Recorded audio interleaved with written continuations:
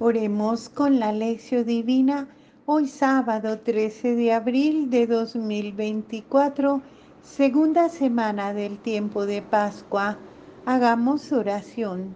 Señor, tú que te has dignado redimirnos y has querido hacernos hijos tuyos, míranos siempre con amor de Padre y haz que cuantos creemos en Cristo tu Hijo, alcancemos la libertad verdadera y la herencia eterna por nuestro Señor Jesucristo, tu Hijo, que contigo vive y reina en unidad del Espíritu Santo y es Dios por los siglos de los siglos. Amén. Del Evangelio según San Juan, capítulo 6, versos del 16 al 21. Al atardecer, bajaron sus discípulos a la orilla del mar y subiendo a una barca se dirigían al otro lado del mar, a Cafarnaún. Había ya oscurecido y Jesús todavía no había venido a ellos. Soplaba un fuerte viento y el mar comenzó a encresparse. Cuando habían remado unos 25 o 30 estadios, ven a Jesús que camina sobre el mar y se acercaba a la barca y tuvieron miedo. Pero él les dijo: soy yo, no temáis. Quisieron recogerle en la barca, pero enseguida la barca tocó tierra en el lugar a donde se dirigían. Reflexión. El Evangelio de hoy nos habla del episodio de la barca en el mar agitado. Jesús se encuentra en la montaña, los discípulos en el mar y el pueblo en tierra. En la manera de describir los hechos, Juan trata de ayudar a las comunidades a descubrir el misterio que envuelven a la persona de Jesús. Lo hace evocando los textos del Antiguo Testamento que aluden al Éxodo. En la época en que Juan escribe el Evangelio, el barquito de las comunidades se enfrentaba a un viento contrario, tanto de parte de algunos judíos convertidos que querían reducir el misterio de Jesús a profecías y figuras del Antiguo Testamento, como de parte de algunos paganos convertidos que pensaban que fuera posible una alianza entre Jesús y el imperio. Jesús en la montaña.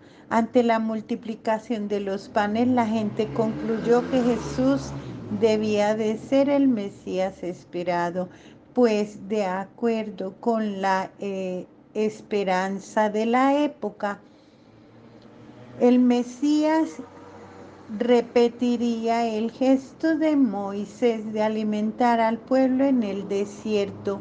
Por esto, de acuerdo con la ideología oficial, el pueblo pensaba que Jesús era el Mesías y por ello quiso hacerlo de él un rey.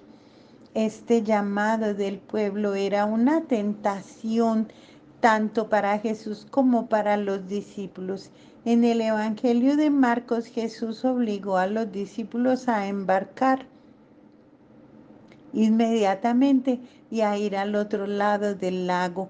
Quería evitar que ellos se contaminaran con la ideología dominante, señal de que el fermento de Herodes y de los fariseos era muy fuerte. Jesús mismo se enfrenta con la tentación y la supera por medio de la oración en la montaña. La situación de los discípulos. Ya era tarde, los discípulos bajaron al mar, subieron a la barca y se dirigieron a Cafarnaún, al otro lado del mar. Juan dice que ya había oscurecido, que Jesús todavía no había venido a ellos. Además de esto, soplaba un fuerte viento, la mar había empezado a encresparse. Por un lado, evoca el éxodo, atravesar el mar en medio de las dificultades. Por otro, evoca la situación de las comunidades en el Imperio Romano, igual que los discípulos vivían en medio de la noche con el viento contrario y el mar agitado, y Jesús parecía ausente. El cambio de situación. Jesús llega andando sobre las aguas del mar de la vida. Los discípulos tuvieron miedo, como en el relato de los discípulos de Meaux. Ellos no le reconocieron. Jesús se acerca y les dice, soy yo, no temáis. Aquí de nuevo, quien conoce la historia del Antiguo Testamento recuerda algunos hechos muy importantes. Recuerda cómo el pueblo preferido, protegido por Dios, atravesó sin miedo el Mar Rojo. Recuerda cómo Dios, al llamar a Moisés, declaró su nombre diciendo, yo soy.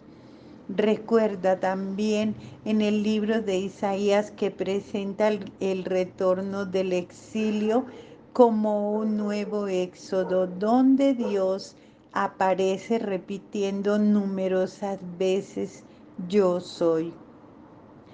Para el pueblo de la Biblia, el mar era el símbolo del abismo, del caos, del mar. En el Éxodo el pueblo hace la travesía para la libertad, enfrentando y venciendo el mar. Dios divide el mar a través de su soplo y el pueblo atraviesa a pie enjuto.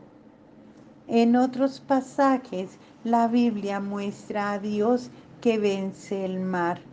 Vencer el mar significa imponerle sus límites e impedir que engulla la tierra con sus olas. En este pasaje Jesús revela su divinidad, dominando y venciendo el mar, impidiendo que la barca de sus discípulos sea tragada por las aguas y por las olas. Esta manera de evocar el Antiguo Testamento, de usar la Biblia, ayudaba a las comunidades a percibir mejor la presencia de Dios en Jesús y en sus hechos de la vida. No temáis. Llegaron al puerto deseado. Ellos quieren recoger a Jesús en la barca, pero no es necesario porque llegan a la tierra hacia donde iban, llegan al puerto deseado. El Salmo dice, cambió la tempestad en suave brisa y las olas del mar se aquietaron, se alegraron al verlas tranquilas y Él los llevó al puerto deseado. Para nuestra reflexión personal, en la montaña, ¿por qué Jesús busca la manera de quedarse solo para rezar después de la multiplicación de los panes? ¿Cuál es el resultado de su oración? ¿Es posible caminar hoy día sobre las aguas del mar de la vida? ¿Cómo? Oremos. Aclamad con júbilo justos a Yahvé, que la alabanza es propia de hombres rectos. Dad gracias a Yahvé con la cítara, tocad con el arpa de 10 cuerdas, del Salmo 33, 1, 2. Alabado y venerado sea por siempre mi amado Señor Jesús.